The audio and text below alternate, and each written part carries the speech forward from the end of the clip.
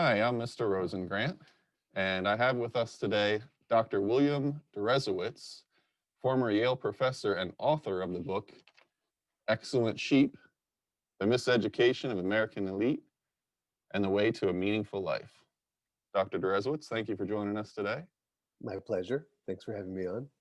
What are the college rankings like U.S. News and World Report, and what are some of the things that they use to come up with those rankings? I know selectivity is one of the things on that list.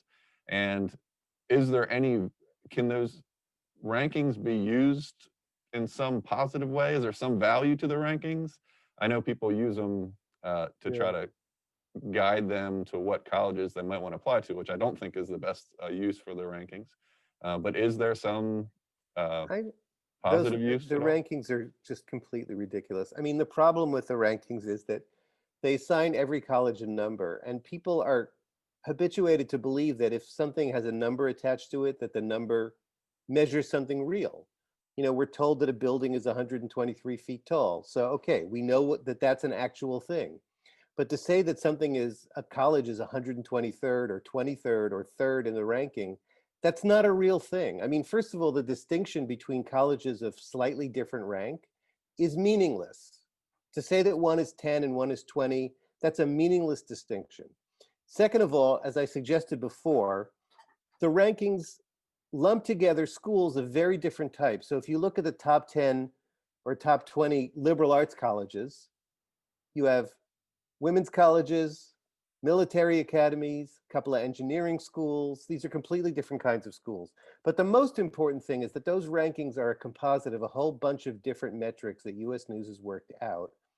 And the individual components themselves are often very specious as any kind of proxy for quality.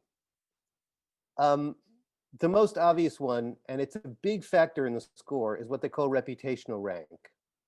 They basically send a survey out to college leaders across the country asking them to rank other colleges. But what is the basis of a school's reputation? It's mainly their pre-existing rank in the rankings. So a reputational score simply reinforces the ranking.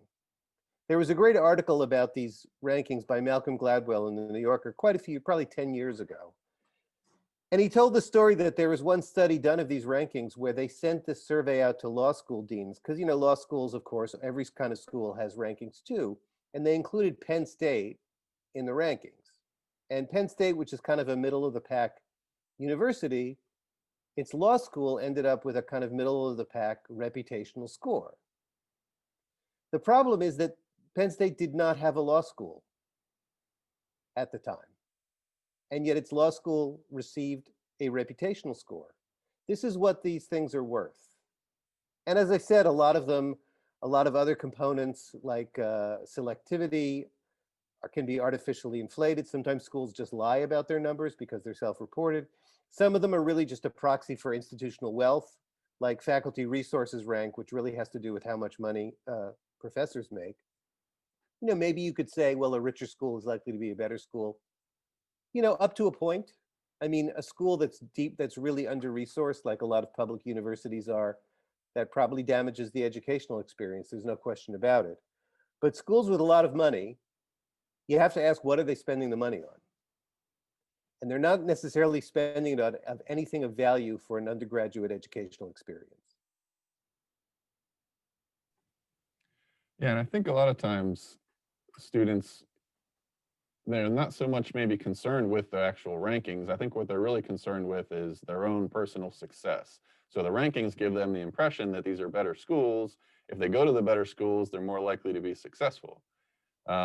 But there's also some research that shows that maybe that's not true either, that it maybe has more to do with the actual student themselves and their own ambition, their own motivation, rather than the school.